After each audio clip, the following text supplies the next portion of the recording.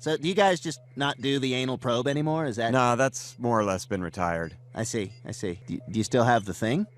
You know, pop culture can be a funny thing. If you live long enough, you'll notice that sometimes something comes along that completely takes the world by storm. By accident. It happened with Star Wars, it happened with the Macarena, and somehow it happened with a little movie called Independence Day. Coming out in the summer of 1996, this movie came out of nowhere and became a massive hit, brought disaster movies back into theaters, and catapulted Will Smith from a TV star to a leading man. So, what was it about this movie that captured the heart of the nation? Was it special effects? Was it the patriotism? Was it Randy Quaid? Let's talk about it, shall we?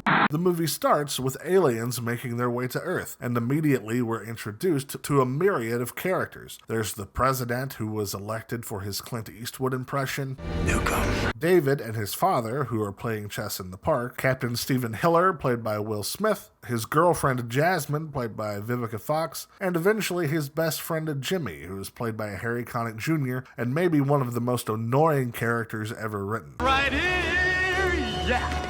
And then we're introduced to a crop dusting pilot who is a drunken buffoon, talks constant nonsense, and is an embarrassment to his entire family, named Russell. Russell is played by Randy Quaid, who is a drunken buffoon that talks constant nonsense and is an embarrassment to his family.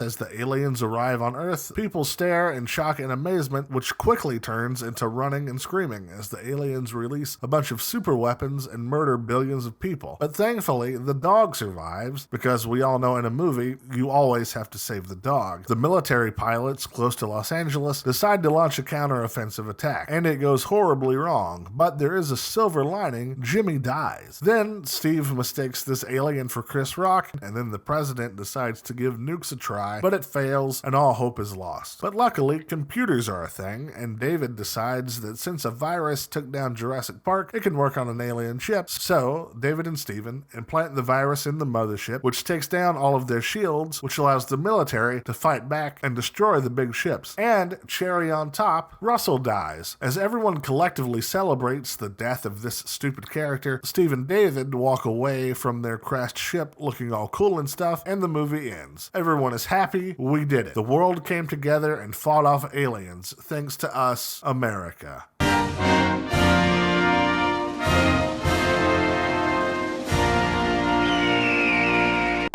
So, is the movie any good? Kind of. The strongest part is definitely the first act. The build up to the alien attack is pretty well done. As more and more aliens arrive, we see how society starts to break down and the government struggles to maintain order. While there are a lot of story threads, they are introduced fairly well, even if they introduce a lot of cringe characters that frankly deserve to die in a cleansing alien fire. Oh my god.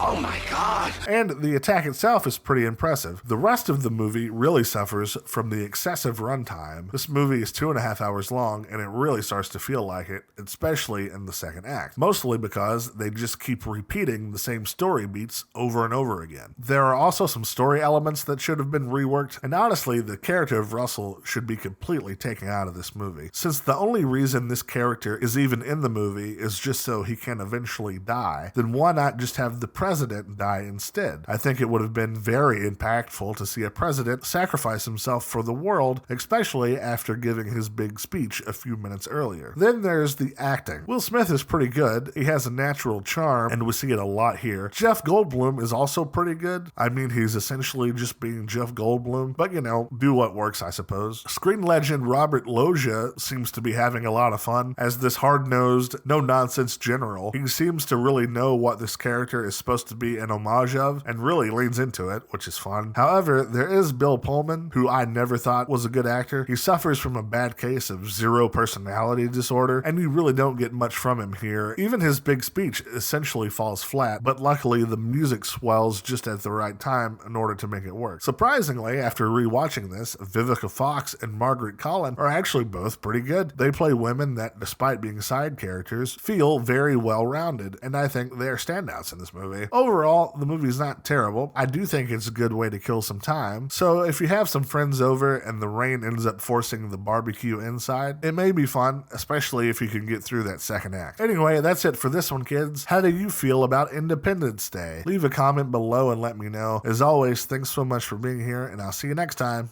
Bye.